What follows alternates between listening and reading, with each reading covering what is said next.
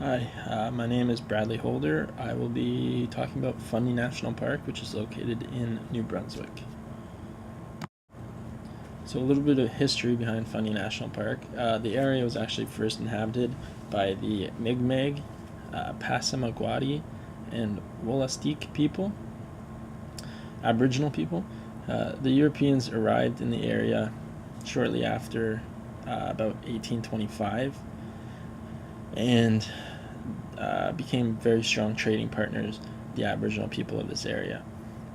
But the settlement actually brought a lot of disease to the Aboriginal people, and it actually wiped out about 75% of the population. So as I said, settlers came around 1825. They came from the British Isle, and their main purpose for coming to Fundy was actually to collect the natural resources in the area, which was mostly to harvest the red spruce because they needed it for their Navy ships. In the actual park itself, remnants from homes, roads, tracks, bridges, and other settler infrastructure prior to the establishment of the park in 1948 are still evident. So logging in the Lundy area has actually depleted about 70% of the forest, and dams at Bennett Lake and Wolf Lake have modified the landscape and restricted movement of fish population in their natural habitats. After the establishment of the park in 1948, river log driving had been stopped, and ecosystems in that area have since been restored. So a little bit about the geographical area. The Fundy National Park actually protects 206 kilometers of the Fundy coastline and southern uplands ecoregions. It is part of the Fundy Biosphere Reserve, which was designated in 2007, and this reserve actually points to Fundy National Park as the most important region at its core. So the big V-shaped valleys that make up most of Fundy National Park are actually shaped by glacial movement during the Ice Age, which pushed gravel and sediment, which helped form that V. The two main rivers in the area are the Upper Salmon and Point Wolf River, and they are partially protected by the national park, mostly on the coastlines. They're not completely protected. It's also used for industries. However, they are critical to the health of the park. Within the park, there are a variety of different types of forest. The most dominant tree species are red spruce and balsam. Again, red spruce was the resource that the European settlers were coming in to take from us to make their ships. There's 111 different swamplands that can be found within Fundy National Park, and these are very important for the fauna of the area as well as the species that surround them. The Bay of Fundy itself is not within the boundaries of the park. However, its coastal regions are protected by the park because the bay affects the park's natural cyclical ways. So outdoor recreation in the park, there's 7 designated areas for outdoor recreation. These are headquarters area and maintenance facilities, day use areas, campgrounds, the Highway 114, swimming pools, golf course, and roads within the park. These are just a couple of examples of some of the things you can do while you're at the park itself. They're including bird watching, mountain biking, boating, golfing.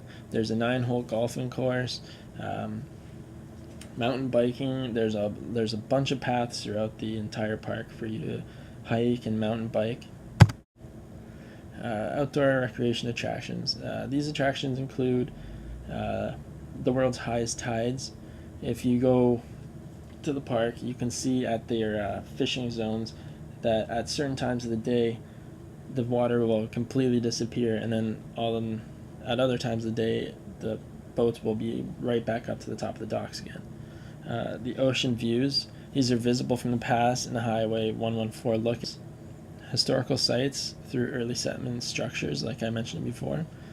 experiencing the local fishing industry, and learning about the Aboriginal culture of the area. So some conflicts between user groups. With so many possibilities for recreational usage of areas within the park, there's also many opportunities for there to be conflict between different user groups within the area. People may look to use these areas to escape the hustle of everyday life and relax in the tranquility of nature. However, others, like those using the park to camp, mountain bike, will likely be loud and may litter, which will directly affect the experience of those around them in a negative manner. Cruise liners within the area have greatly increased the level of population at any time within the Fundy National Park.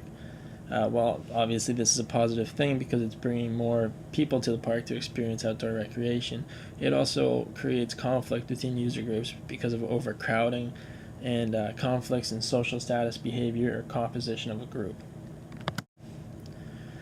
So management of this conflict.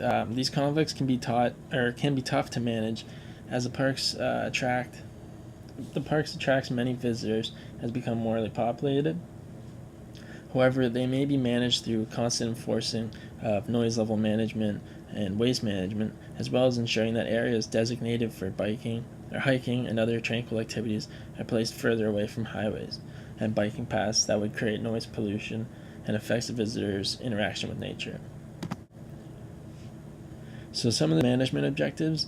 The management objectives for Fundy National Park has been split into 3 key sections. 1, working within and beyond our boundaries to protect our ecological integrity.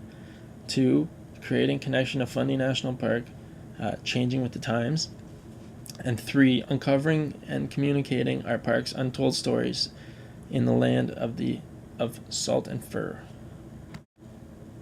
So the first strategy.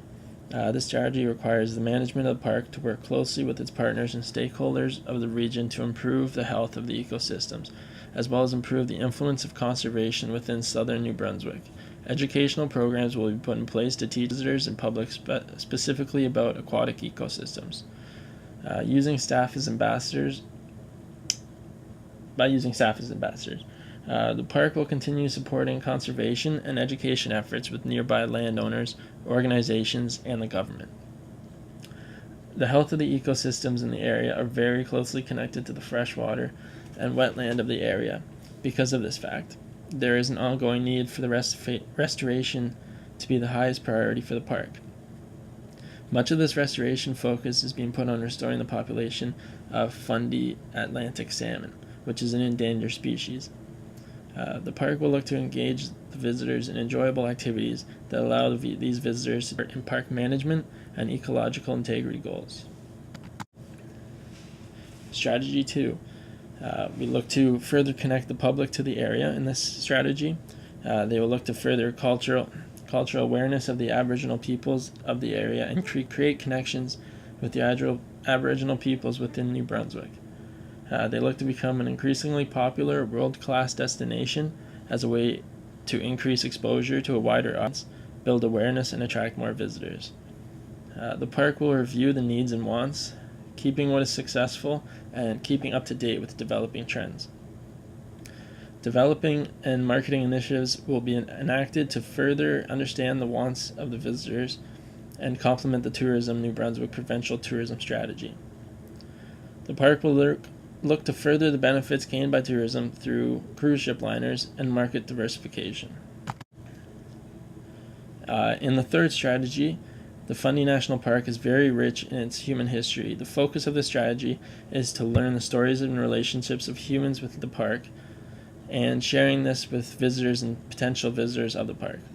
The park must evaluate and inventory their cultural resources in order to better serve the interests of visitors as well as allow for better protection and presentation of these resources. This knowledge of this cultural resource will allow the management to incorporate historical stories to enrich visitor engagement and education programs.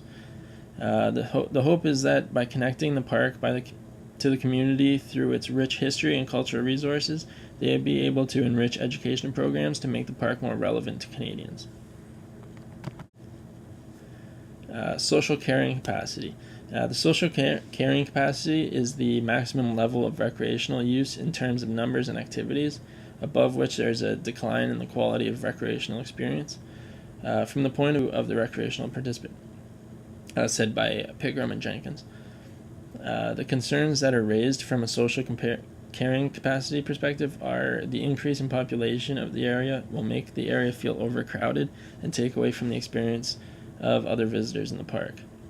Conflict between user groups due to constraints or contrast in social status and behavior may affect visitor repetition to the park. Carrying capacity. The carrying capacity of Fundy National Park itself is defined by the number of people that the camping sites in the that are at the camping sites in the area. This is considered a social carrying capacity.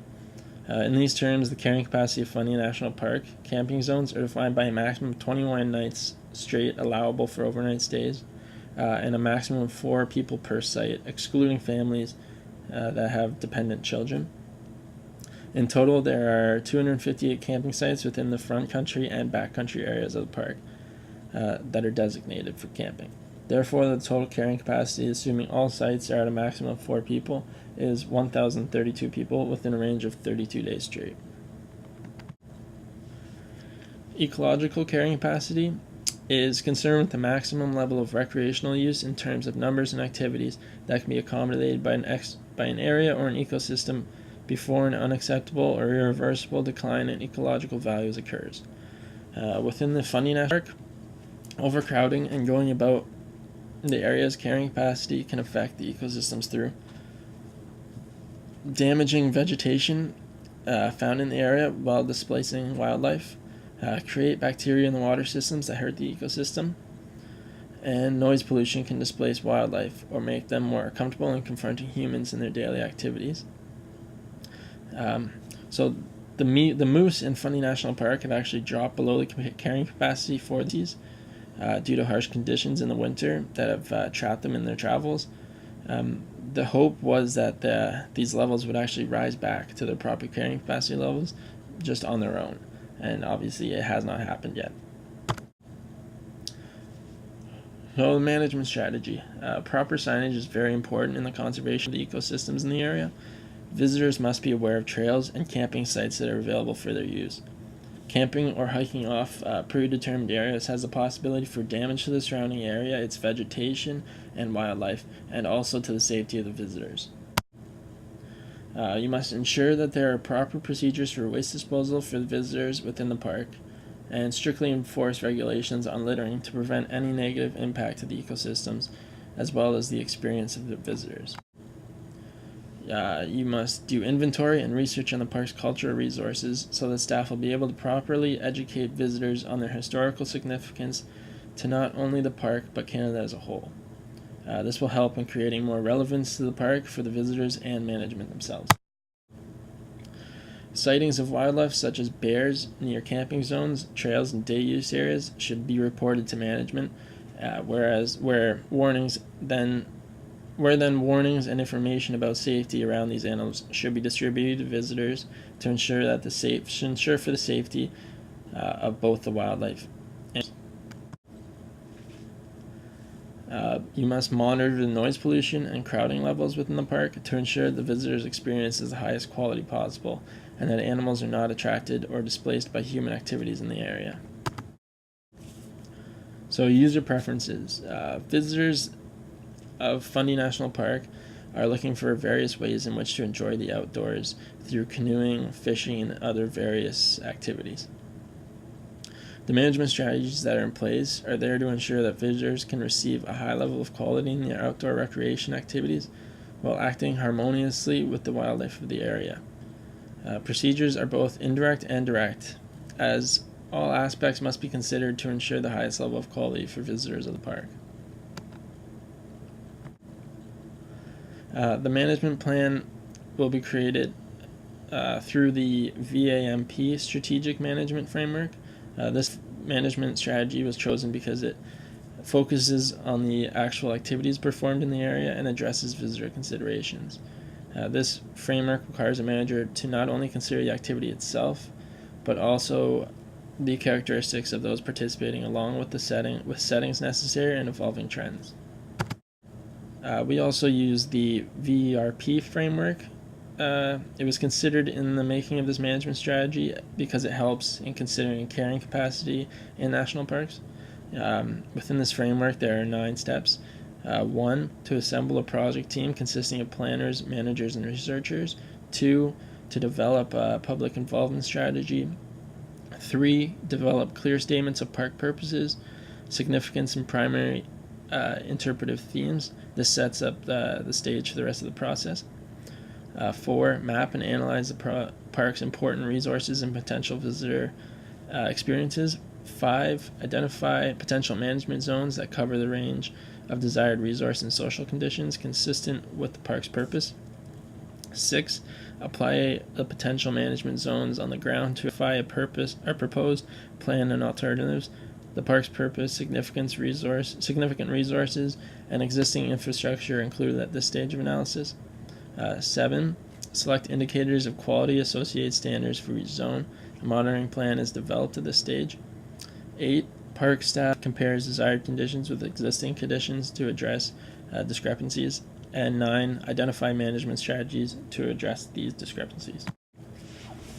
So in order to monitor management, the primary modeling for management of the park will be done primarily through feedback from visitors, because ultimately it's their experiences within the park that are the deciding factor in whether or not the management process has been effective.